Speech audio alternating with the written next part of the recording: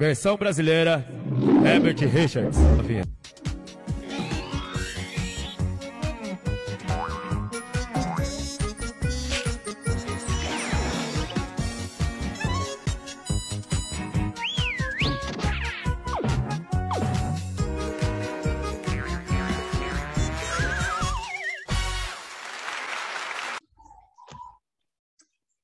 Eita, num calor desse, 11 horas e nada dessa caixa abrir. Meu Deus do céu, como é que pode, minha gente? Quem morreu 7 horas já tá é pôde, né? Isso é porque não chegou aqui 3h30 da madrugada, que nem eu. Já tá quase na hora do almoço e essa fila não anda. Se eu que paguei um cambista que fica aqui na frente, R$ 20, já tô agoniada até essa hora e não abriu em nada, meu Deus. Não, essa fila aí é pior que a fila da vacinação do Covid. Não anda, não. Depende Mas demais. pelo menos a gente sabe que essa fila aqui um dia vai andar, não é igual a do SUS. Menino, falando em SUS, eu não sei se eu defendo, se eu não defendo, porque assim, eu gosto mais do SUS. Na verdade, eu acho que eu defendo mais do que reclamo. Afinal, vocês já perceberam que é um negócio tão bom para a gente? Nós brasileiros temos tanta sorte de ter o SUS com as nossas políticas na saúde. Gente, olha, porque assim, eu vou falar até um pouquinho aqui para vocês, porque às vezes a gente nem conhece um pouco, né? Mas assim, o Sistema Único de Saúde, o SUS, é um dos maiores e mais complexos sistemas de saúde pública do mundo, abrangendo desde o simples atendimento para avaliação de pressão arterial por meio de atenção primária, até mesmo o transplante de órgãos, garantindo acesso integral, universal e gratuito para todos nós, a população do país. Com a sua criação, o SUS proporcionou o acesso universal à saúde, ao público de saúde, sem discriminação, a atenção integral à saúde e não somente aos cuidados assistenciais. Passou a ser um direito de todos os brasileiros, desde a gestação e por toda a vida, com foco na saúde, com qualidade de vida, visando ainda a prevenção e a promoção da saúde. Minha gente, é um negócio de outro mundo. Na teoria, é muito bom. Isso aqui a gente tem que levantar a mão e agradecer, porque assim, ainda tem a gestão das ações e do serviço de saúde, que deve ser solidário e participativo entre os três entes da federação, a União, os estados e os municípios. Ainda tem a rede que compõe o SUS, é amplo demais e abrange tanto ações quanto serviços de saúde. Engloba a atenção primária, média e alta complexidade, a serviço de urgência e emergência, a atenção hospitalar e as ações e serviços da vigilância epidemiológica, sanitária e ambiental. Ainda tem, gente, a assistência farmacêutica. Então, gente, olha, se a gente parasse para pensar sobre o SUS, a gente ficaria de boca caída de tão bom que é. Mas, infelizmente, a realidade que a gente vive não é muito bem essa, né? É isso aí. Rapaz, observando aqui, você conversando aqui, muito compenetrado, muito interessado no SUS, será que você sabe quais são os profissionais que compõem o SUS? Rapaz, eu posso até tentar falar um pouquinho aqui para você, mas do que eu me lembro é até bastante vasto, porque assim, o artigo 13 da Lei Organizacional da Saúde destaca algumas das atividades essenciais para o funcionamento do SUS. Olha, tem alimentação e nutrição, saneamento e meio ambiente, vigilância sanitária e farmacêutica, recursos humanos, ciência e tecnologia, saúde do trabalhador, é muita coisa. Ainda tem a estrutura do Sistema Único de Saúde. É muito grande, muito, muito grande, gente. Tem Ministério da Saúde, Secretaria Estadual da Saúde, Secretaria Municipal, conselhos de saúde, comissão em gestora tripartite, comissão em gestora bipartite, Conselho Nacional de Secretaria da Saúde, Conselho Nacional de Secretarias Municipais. Gente, é muita coisa mesmo. Graças a Deus, nós temos o SUS para a gente poder contar, porque eu acredito que essas políticas são muito boas para nós brasileiros. Pode não estar tão bem, mas eu tenho certeza que um dia nós vamos ter um excelente atendimento no SUS. Isso só basta uma boa administração pública. Vocês não concordam, não? Também acho, acredito que uma boa administração vai dar certo. Nesse falatório de vocês, acabei de me lembrar das políticas públicas, que são quando o governo escolhe fazer ou não fazer. No nosso país, as ações do poder público são centralizadas, pouco transparentes e muitas vezes interpretadas como paliativas, ou seja, remedia, mas não cura a ferida. É importante saber a formulação das políticas públicas, para entendermos que existe planejamento no setor público. As políticas públicas afetam todos os cidadãos, de todas as escolaridades, independente de raça, religião, gênero ou nível social. Com a expansão da democracia, as responsabilidades do representante popular se diversificaram. Hoje é comum dizer que sua função é promover o bem-estar da sociedade, ou seja, deve-se contemplar a qualidade de vida como um todo. Políticas públicas são ações e decisões tomadas pelo governo com participação direta ou indireta de entes públicos ou privados que visam assegurar determinado direito de cidadania, correspondem a direitos assegurados na Constituição. Um programa da prefeitura que esteja beneficiando seu bairro, por exemplo, é uma política pública. É importante saber o conceito de público hoje em dia. Não quer dizer ser uma gestão governamental, mas um interesse público que engloba o Estado e o governo, que são primeiro setor, a iniciativa privada, segundo setor e as diversas organizações. Tá, mas uma política pública, ela pode tanto ser parte de uma política de Estado ou uma política de governo? Vale a pena entender essa diferença. Uma política de Estado é toda política que, independente do governo e do governante, deve ser realizada porque está amparada pela Constituição. Já uma política de governo pode depender da alternância de poder. Cada governo tem seus projetos, que, por sua vez, se transformam em políticas públicas. Certo. Eu conheço um pouco da política pública na educação. A política está designada a ações estatais discutidas, votadas e aprovadas pelo poder público para entrarem em vigor na sociedade. Ou seja, elas são direitos adquiridos com força de lei. Eu vou mostrar aqui para vocês alguns exemplos das políticas públicas em nosso governo na educação. Tem o programa Brasil Alfabetizado, que ele é um projeto do MEC. Ele promove a educação de jovens com mais de 15 anos. Outro exemplo é o EJA, é a educação de jovens adultos ligados à pedagogia de Paulo Freire, que busca a erradicação do analfabetismo. Além do ProUni, que é um programa de universidade para todos, que ele oferece bolsas de estudos totais e parciais a estudantes da rede pública, que não foram aprovados pela faculdade pública. Então, nós estamos bem aparados no que condiz à educação.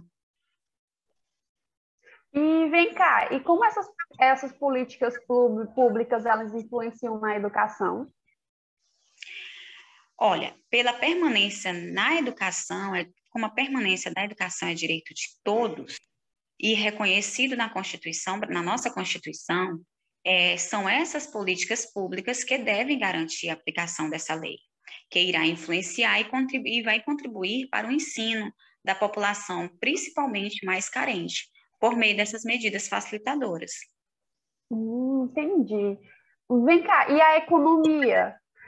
Vocês sabem a importância e a relação que ela tem na política? Não. Não, pois a economia ela é conhecida como uma ciência que se dedica ao estudo de todo o processo econômico e de sua relação com a dinâmica da sociedade. Além de serem duas áreas distintas, ao mesmo tempo, elas se complementam. A economia, ela administra as questões financeiras e monetárias do país, de acordo com as políticas e medidas estabelecidas pelo poder econômico do nosso governo.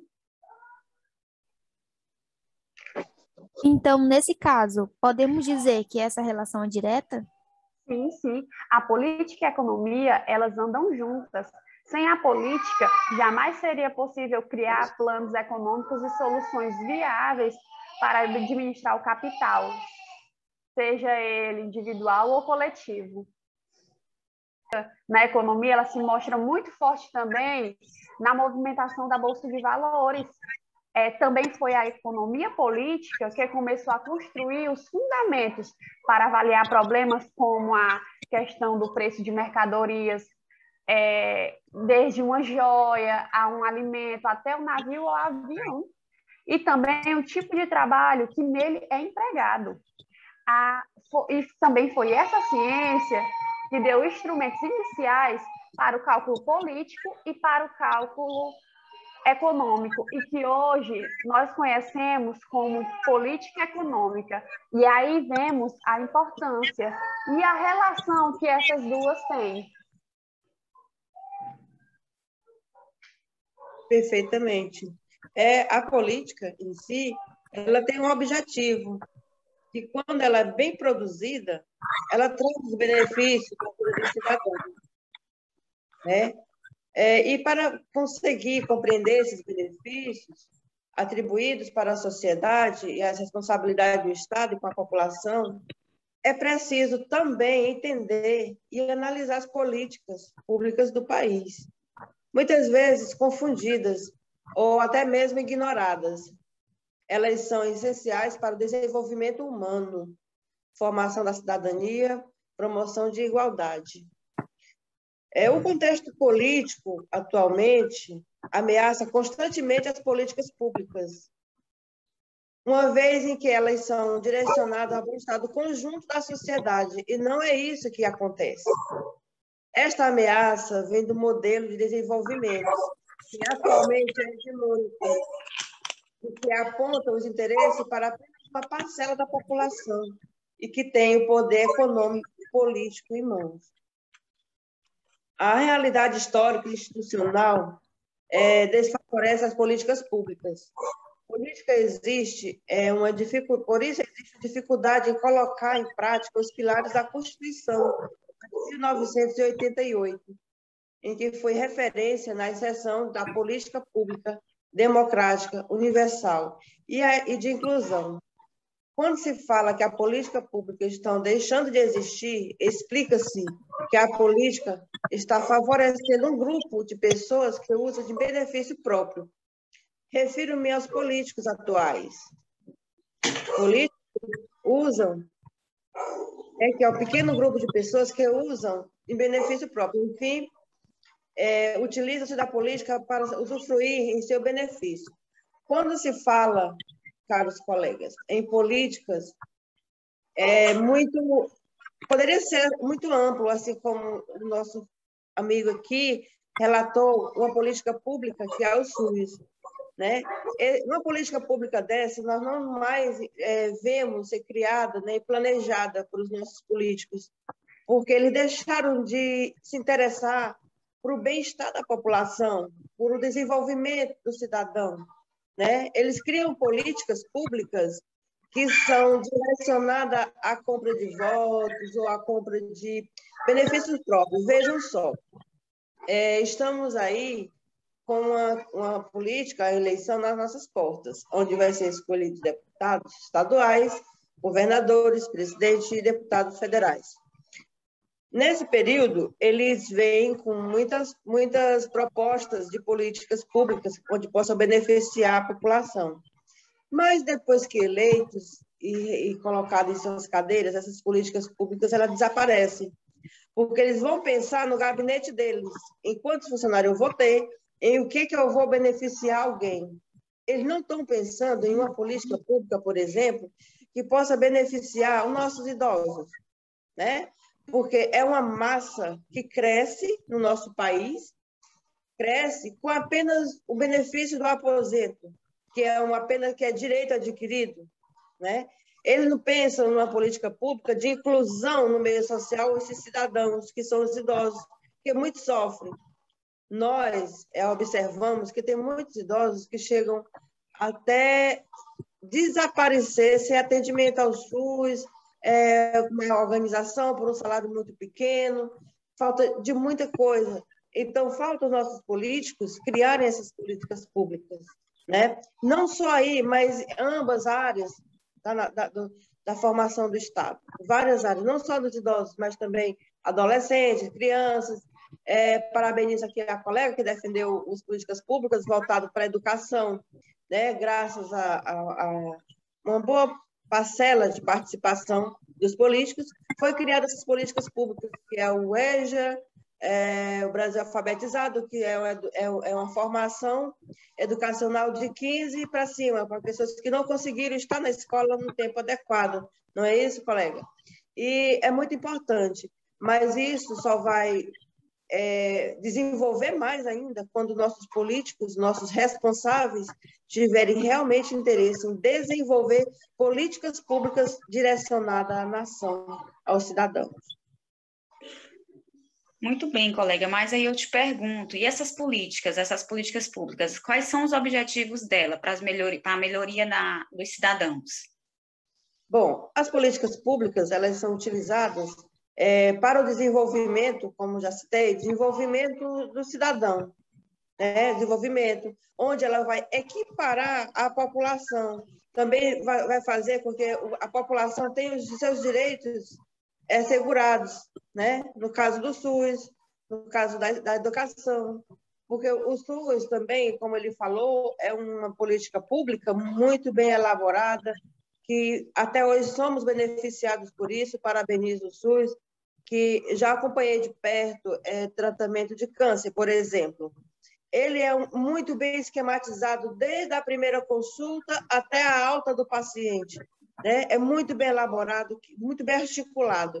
E essas políticas públicas, ela tem esses objetivos, quando ela é direcionada ao cidadão, né? Mas quando não quando o político simplesmente está ali para usufruir do deputado, sou deputado, tal, posso isso, posso aquilo, mas gerar a política pública para o cidadão é difícil, ele fica mesmo mais que resguardando, né, para ele mesmo. É isso aí.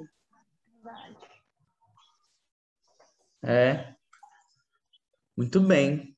Ei, tá abrindo aí, tá abrindo aí. Para aí, ó, tá abrindo aí. Já tô andando. Tá andando aí a fila, presta atenção. Graças a Deus, eu pensei que ia morrer aqui. Até que pensa que andou. Isso aí. Presta atenção aí na fila, menina. Ei, já tá andando aí, ó. Essa moça da frente aí que pagou os R$20 não quer sair desse lugar, não. Eu já tô saindo. Então, pronto. Muito obrigado a você que assistiu o nosso vídeo no YouTube. Esse é um pouco de roda de conversa sobre política, tá bom? As demais políticas, né, que nós vivemos na nossa sociedade.